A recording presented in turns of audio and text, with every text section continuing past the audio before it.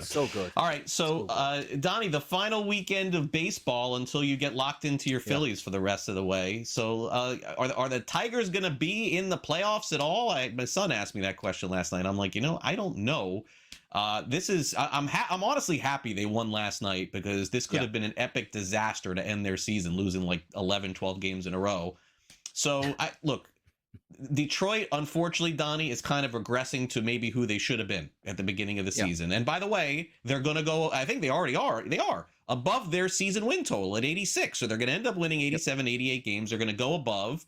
But Cleveland just got so damn hot that it feels worse for Detroit. Are they going to even get in the postseason, you think? Or do you think that Houston is going to get tough here at the end? It's going to come right down to Sunday. And also, you don't have like, hey, we're going to go back to our friendly confines of Comerica Park. You're on the road for 3 games in Fenway, and Boston would love to knock you out and certainly gain some status there. But understand this about the Detroit Tigers. What makes it worse, Craig, and what you're talking about is the Dodgers didn't pass them up like, oh, the Dodgers are supposed to be great and they got healthy. You're getting passed up by a team that at the deadline said, we're not making the playoffs. Let's trade some pieces. And oh, yeah, some of our closers and pitchers doing the wrong thing, maybe betting against the team. You know what? Instead of investigating that and keeping them on the team, just get them out of here, because we're not going to go to the playoffs anyway, only to find themselves probably going to the playoffs. 15.5 game lead July 8th, and you're now looking up and saying, we don't think we're going to make the playoffs. This is one of the worst collapses we've ever seen, and you're watching it in real time in September. Yeah, tough scene right now. And by the way, to win the division, Detroit has fallen to plus 172. What does that tell you? There's 3 games left. The Tigers have got to win 2 out of 3 to have a shot here, I think, there. All right, I'm a little concerned also, Donnie, with the Blue Jays. I got to be honest with you. I think if they win the division and they get to take a breath, I'll feel a lot better about them. But I think that they may lose in the first round if this continues. Right now, they're minus 170 to win the division. And I know the Yankees are right behind them, but I think the Blue Jays need to win this division, Donnie, and get a few days off and then regroup and then get things figured out. I mean, this is not the kind of squad that's postseason built. I mean, they haven't made it in so long. They did win yesterday, so that's the big win they needed over Boston. Can they continue the run this weekend?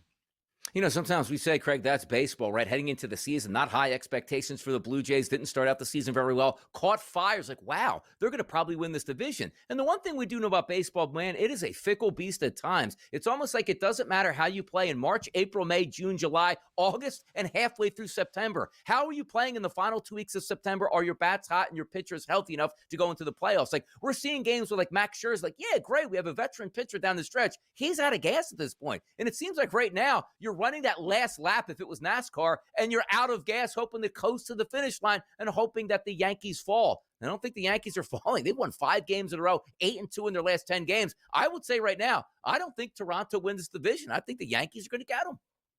If that's the case, the Blue Jays will take on the Red Sox in the first round of the postseason, and the Blue Jays, it would appear, will have the home field advantage there. So at least they have that. The Red Sox would have to go to Canada. Okay, so the only award that's left to really be determined here at this point, a Rookie of the Year perhaps, would be the American League MVP. I've done a ton of asking and a ton of research on this, and there's a few things that came into play that I didn't realize that I'll bring to the table. But first, Donnie, let's show you the numbers currently. It's 60 home runs for Cal Raleigh and a 954 OPS. Aaron Judge, way ahead in average. Way ahead in OPS, and behind in home runs and behind in runs driven in, and also, of course, the position factor here, which has helped Cal Raleigh. But I guess I didn't realize, Donnie, in asking, and again, not asking, like, asking people in baseball about this, is that you can't go wrong with either player. That's the problem with this MVP award, is that I believe, if I'm not mistaken, in the last 10 years, there's only been a handful of players that have had a WAR above 9. And both players are doing it this year. It's just a rare scenario where you have 2 players that definitely deserve the MVP. Raleigh is the favorite. Judge has fallen back to plus 155. If Judge goes bananas this weekend, maybe he wins it. But I've come to the decision here that it could be either guy, and I think it's going to be okay. I mean, I think Raleigh's the MVP, but according to people who I talk to, either guy, it's okay that they win. You're absolutely correct. Both of these guys, if you could split the award, they would do that because here's what's happening. It's not like the BCS back in the day in college football. Run it through the computer, spit it out. Because it would say Aaron Judge. All the analytical numbers for the most part are leaning towards Aaron Judge, but we're human beings that vote on this award. And sometimes we feel the need to say, well, Aaron Judge is always there. He's going to win an MVP in the future, already has an MVP. This is Cal Raleigh's year. Why don't you just give it to him? And that's not a fair assessment of Cal Raleigh's season. Can you imagine? And we talk about this, playing the outfield, playing shortstop, playing first base, or being a DH, all different. But you know what's completely different? Playing catcher for the majority of the season. I don't like to squat 5 minutes here, let alone squat for 9 innings and do it maybe 150 plus times in a Major League Baseball season. Cal Raleigh's been phenomenal. And I said midsummer, Craig, how's it going to take here for Cal Raleigh to win the MVP? He's got to hit at least 60 home runs without Judge hitting 60 home runs, and he's done that. I would be fine either way, but just being a fan of the game, boy, I would love to see Cal Raleigh take this down, Craig. I really would. Yeah, me too. All right, so Mets are here in South Florida, Donnie, this weekend. I'm on the broadcast Saturday. Marlins are out, but they want to knock them. They want to knock the Mets out. Okay, I'm positive along those lines. Now, if they're out by Sunday, maybe the Marlins would tinker a little bit with what they're doing. But they're throwing Sandy out there tonight. Mets rotation somewhat in shambles. What do you think happens here in the end? Do the Mets have to win 2 out of 3 from the Marlins to get in my opinion? They got to win 2 out of 3. They lose the series. I think the Reds are going to get in if that's not the case. What do you think?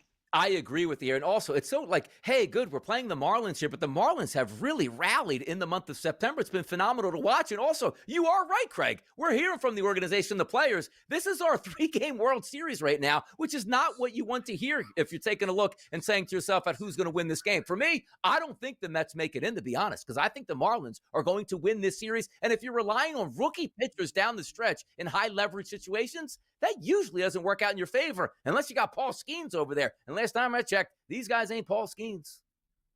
No, definitely not. All right, Donnie, we'll see what happens. And by this time next week, we'll have some idea as to who the Phillies are going to be facing in the first round, too. Should be an exciting postseason. Thanks again for coming on. Sure, no problem.